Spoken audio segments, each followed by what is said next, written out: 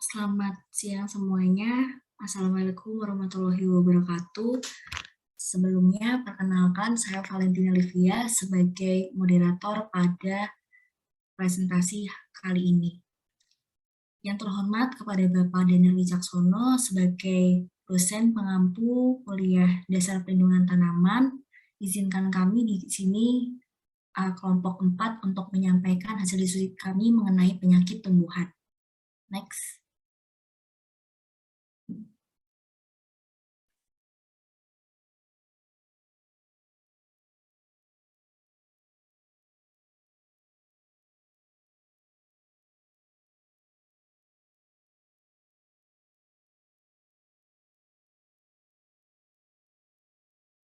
Di sini di kelompok 4 ada 5 anggota yang terdiri dari saya sendiri, Valentina Livia dengan NIM 136, kemudian ada Rifda Fatia dengan NIM 137, kemudian ada yang ketiga ada Ilmana Viana dengan NIM 138, kemudian ada Korifa Fida dengan NIM 139, kemudian ada Alta Sipaligita dengan NIM 140. Next.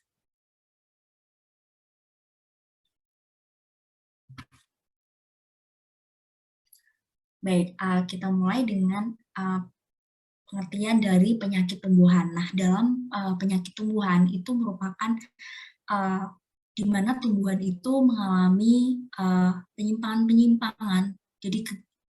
Jadi tanaman itu terlihat abnormal, baik dari bagian tertentu dari tanaman maupun dari seluruh tanaman tersebut. Jadi ini bisa disebabkan oleh 2 faktor, bisa biotik dan abiotik. Next.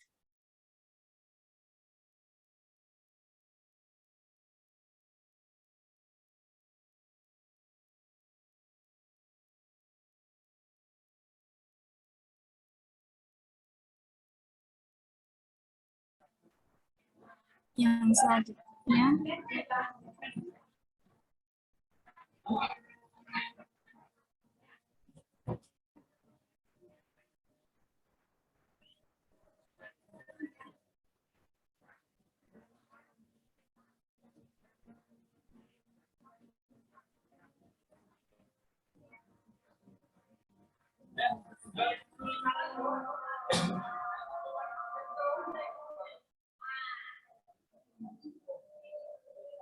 selanjutnya, adalah daur penyakit. Daur penyakit adalah daur terjadinya penyakit yang melibatkan perubahan pada tumbuhan dan gejala tumbuhan serta perubahan kehidupan patogen pada lama periode dalam satu musim tanam dan dari satu musim tanam ke musim tanam berikutnya. Daur penyakit merupakan proses dalam patogenesis, meliputi yang pertama inokulasi, yaitu proses kontaknya inokulum dengan tumbuhan inang. Pada saat ini, keberhasilan pendaratan atau sampainya inokulum ke bagian tanaman atau kondisi predisposisi patogen sangat menentukan tahap awal dari proses terjadinya penyakit. Yang kedua, penetrasi, yaitu masuknya patogen ke dalam jaringan tanaman inang, misalnya melalui kutikula, sel epidermis, atau ruang inti seluler. Proses ini dimulai dengan perkecambahan spora, atau munculnya tabung kecambah yang kemudian berkembang menjadi struktur yang berperan untuk melekatkan diri ke permukaan inang. Kemudian tumbuh haustorium, yaitu suatu struktur atau organ yang berperan khusus mengambil makanan. Yang ketiga, infeksi, yaitu proses patogen mengadakan kontak dengan sel-sel jaringan tumbuhan yang peka dan mengambil makanan daripada sehingga tumbuh penyakit. Untuk terjadinya infeksi, maka organisme harus dalam keadaan patogenik, tumbuhan inangnya peka, dan kondisi sesuai. Interval antara infeksi pada tumbuhan dan timbulnya gejala penyakit disebut periode inkubasi.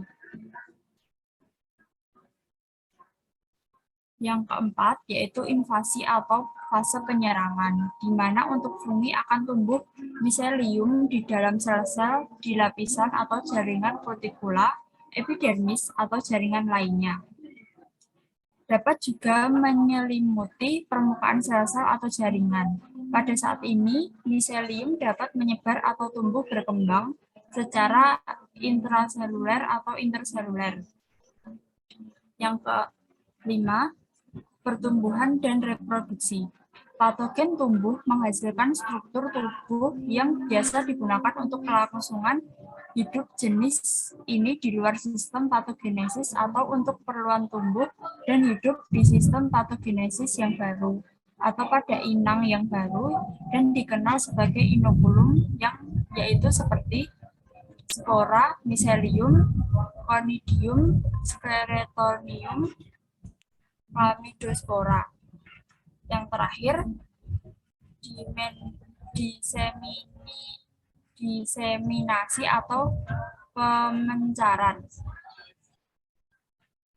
Pemencaran inokulum yaitu pemindahan inokulum patogen dari suatu sumber ke inang lainnya.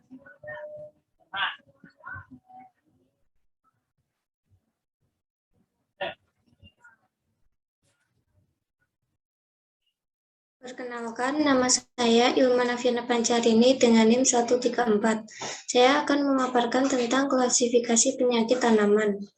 Penyakit tanaman dapat diklasifikasikan dalam berbagai cara, berdasarkan yang pertama gejala, yaitu keadaan patologis dan reaksi fisiologis dari tanaman terhadap aktivitas patogen atau perubahan yang ditunjukkan oleh tanaman itu sendiri.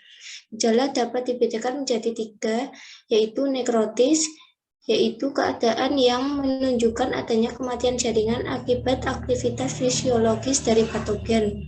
Yang kedua, hipoplastis, yaitu gejala yang disebabkan karena terhambat atau terhentinya pertumbuhan sel.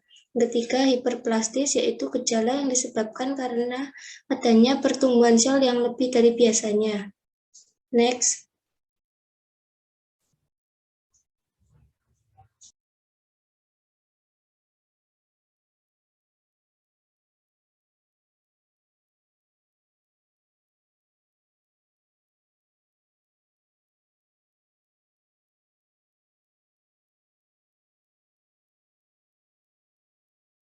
Yang kedua, ada macam tanaman.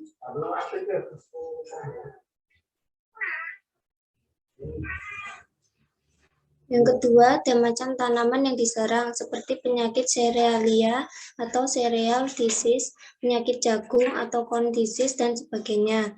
Yang ketiga, bagian tanaman yang terserang seperti busuk biji atau seed rot, jamur api pada bulir atau kernel smooth, hawar semai atau settling blight, busuk buah atau fruit fort, busuk polong atau pot rot, bercak daun atau leaf spot, hawar ranting atau twig blight, dan hawar bunga atau blossom blight. Yang keempat, kerusakan yang ditimbulkan beberapa penyakit hanya menyebabkan kerusakan yang tidak berarti pada tumbuhan, tetapi jenis lainnya mungkin dapat segera membunuh tumbuhan.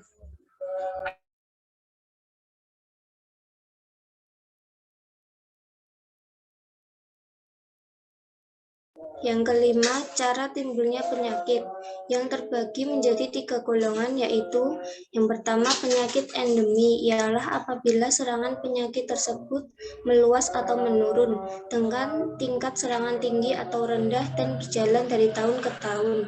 Yang kedua, penyakit epidemi atau epipitotik adalah penyakit yang timbul dan meluas tetapi secara periodik. Yang ketiga, penyakit sporadis merupakan penyakit yang timbulnya dengan interval yang tidak teratur, demikian pula dengan lokasinya.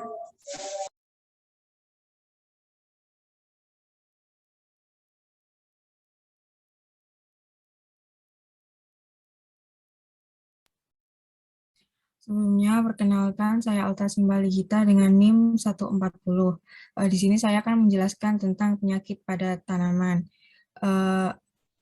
Penyebabnya itu dapat berasal dari yang pertama, yaitu dari jamur. Jamur sendiri adalah organisme heterotrofik yang umumnya mikroskopis, eukariotik, berupa filamen atau benang, bercabang, menghasilkan spora, tidak memiliki klorofil, dan memiliki dinding sel yang mengandung zat kitin. Yang kedua bisa berasal dari bakteri. Bakteri sendiri merupakan organisme prokariotik yang memiliki dinding sel. Berdasarkan komponen dinding selnya, bakteri dibedakan menjadi dua tipe, yaitu gram positif dan gram negatif. Yang ketiga dapat disebabkan oleh virus. Virus sendiri merupakan partikel parasit obligat yang sangat kecil. Virus ini memiliki selubung protein dan materi genetik seperti DNA atau RNA.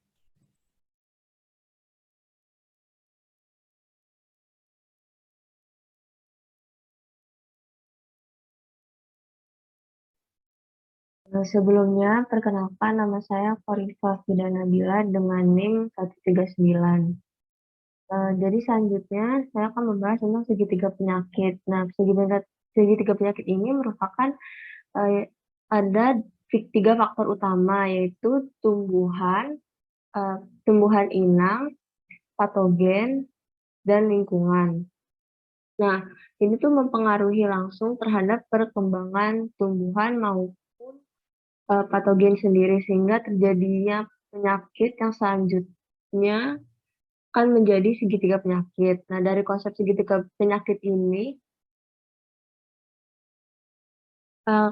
penyakit dapat timbul dan berkembang apabila ada interaksi antara tanaman rentan dengan patogen yang virulen pada lingkungan yang mendukung pertumbuhan patogen atau lingkungan yang kurang sesuai untuk tanaman.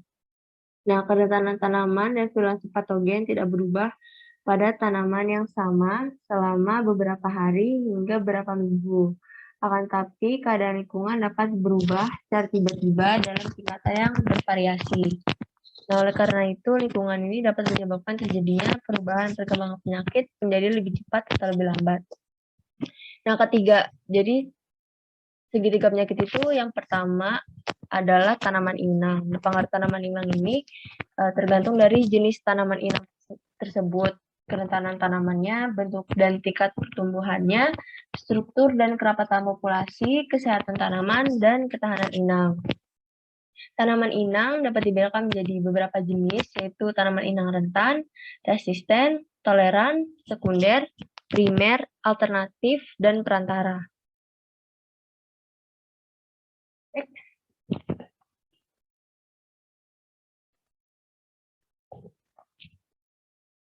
Dan selanjutnya itu ada patogen. Patogen adalah organisme hidup yang mayoritasnya itu bersifat mikro dan mampu menimbulkan penyakit pada tumbuhan.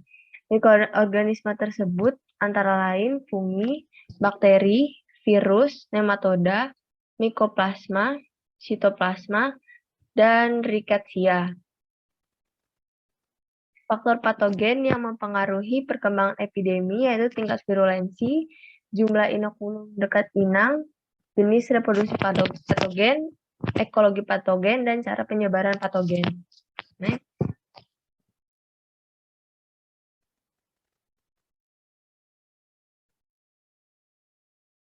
Nah, yang terakhir itu ada faktor lingkungan.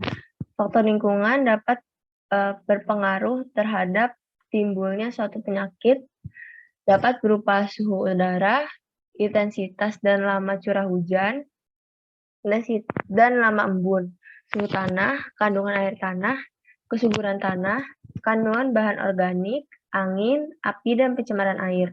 Faktor lingkungan ini dapat memberikan pengaruh terhadap pertumbuhan tanaman inang dan menciptakan kondisi yang sesuai bagi kehidupan jenis patogen tertentu.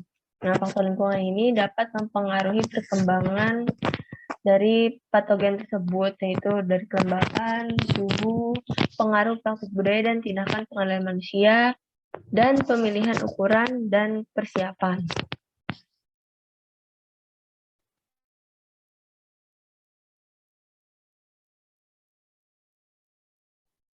Baik, selanjutnya akan saya paparkan tentang kesimpulan dari presentasi tadi. Nah, kesimpulannya yang pertama itu ada penyakit tanaman, itu ketika tanaman itu mengalami yang namanya gejala kelainan pada tanaman yang mengakibatkan kerugian dari kualitas dan kuantitas pada tanaman. Kemudian ada yang namanya tadi daur hidup penyakit, yang ini ditandai dengan ciri perubahan pada tumbuhan dan gejala tumbuh dari ciri-ciri perubahannya. Kemudian daur hidup itu meliputi dari inokulasi, kemudian ada penetrasi, infeksi, invasi, kemudian ada pertumbuhan dan reproduksi, kemudian diseminasi atau biasa disebut juga pemancaran. Kemudian dijelaskan ada dalam klasifikasinya, itu ada berdasarkan gejala. Nah, gejala ini ada nekrotis, kemudian ada hipoplastis, itu adalah perlambatan, kemudian ada hiperplastis, itu tanaman itu akan tumbuhnya lebih dari biasanya. Kemudian ada berdasarkan macamnya tanaman yang diserang, kemudian ada kerusakannya, dan cara timbul dari penyakit tanaman. Kemudian dalam penyebab penyakit itu ada 3, ada jamur, ada bakteri, dan virus. Dan yang terakhir itu ada segitiga penyakit, yaitu saling berhubungannya antara tanaman inang, kemudian lingkungan, dan patogen. Jadi itu saling berkaitan. Baik, dengan berakhirnya presentasi kali ini akan dilanjutkan dengan sesi diskusi di laman diskusi Spada. Kemudian jangan lupa untuk menuliskan nama, NIM, dan kelompok. Baru nanti dilanjutkan oleh pertanyaannya. Baik, sekian dari kelompok kami. Mohon maaf kalau misalnya banyak kekurangan dari presentasi kali ini. Kami tutup. Assalamualaikum warahmatullahi wabarakatuh.